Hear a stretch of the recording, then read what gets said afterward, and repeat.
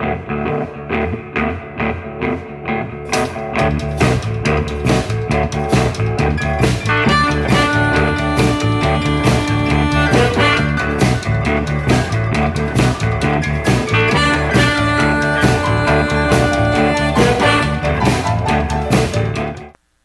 everyone, it's Frank DeRose, bass instructor at the School of the Blues. Today we're going to do Walking the Bass, Level 2, Part 3. The reason it's a Part 3 is we're still using root, third, fifth, and sixth notes of the scale to construct these bass parts. We're going to learn two parts that as a professional bass player and instructor I rarely hear played at blues jams by up-and-coming bass players. So let me get set up and we'll get started. While I'm getting set up, click on the link below and open the tab and make yourself familiar with it. I'll be right back.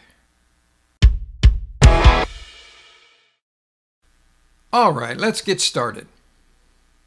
Look at measure 1. On the tab. There's two versions of the song on the tab sheet. First version, measure 1.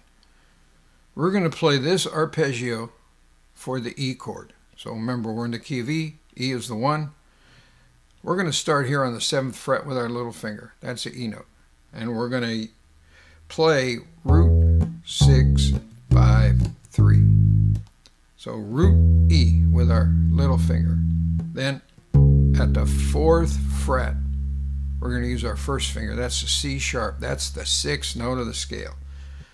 Then back to the 7th fret, but on the E string with our little finger, that's the B note or the 5. Then on that same E string, down to the 4th fret with our first finger, that's the 3, the G sharp. So it sounds like this.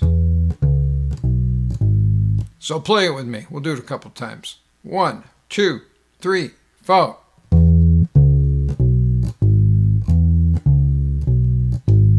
Good. Now, if you'll notice on measures 3 and 4, I mix this pattern on measure 3 to this one on measure 4. So it gives an interesting turning around of the bass part. And I do that twice in the 12 bar. So now let me kick the player off, and if you need a couple of more moments, you can pause the video here.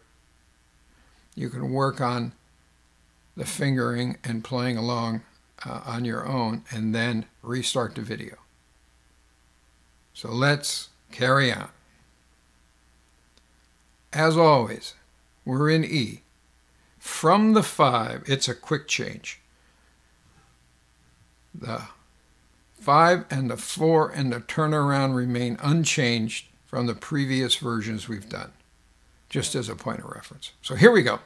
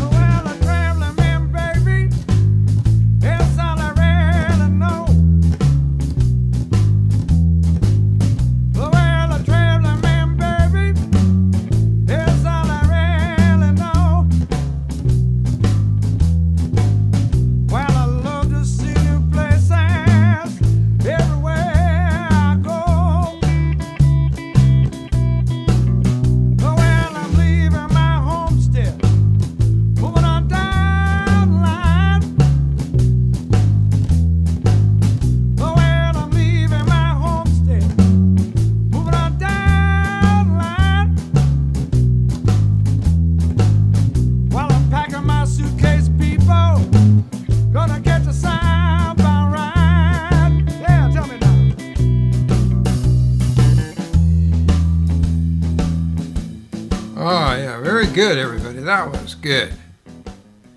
That is a fun bass pattern. The thing that I really like about it is one of the secret sauce elements is it keeps us for the most part in this general area of our bass. In fact, when I play, I get comments, "Hey, I can't figure out what you're playing, man. Your hand looks like it doesn't move, your left hand." I really like trying to play bass patterns close together and not moving around a lot. And yet, the big picture thing is when we consider that we're playing several songs, there may be songs where I will move around to get that drastic change of note range. In a song like this, I keep it close together. Now, if we played a shuffle like this later in the set, I definitely would play it differently. So that's one of the secret sauce elements. That's why I like this. It keeps it close together.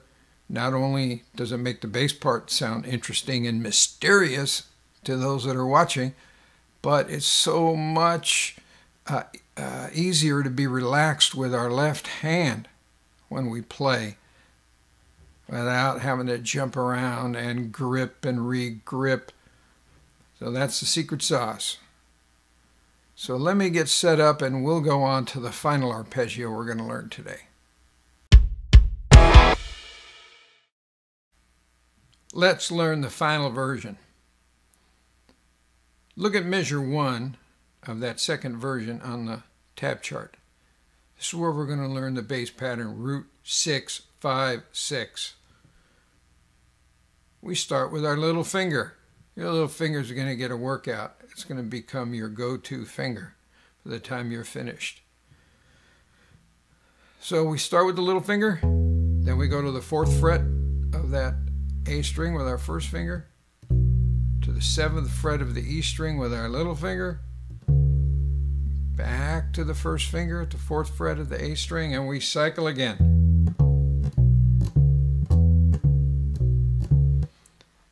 This pattern is really important because on the second beat, that's where we meet up with the guitar, and we play on the second beat the 6th note, then we play the 5th note, then we play the 6th note, and the guitar is doing the same thing, going back and forth between those two notes.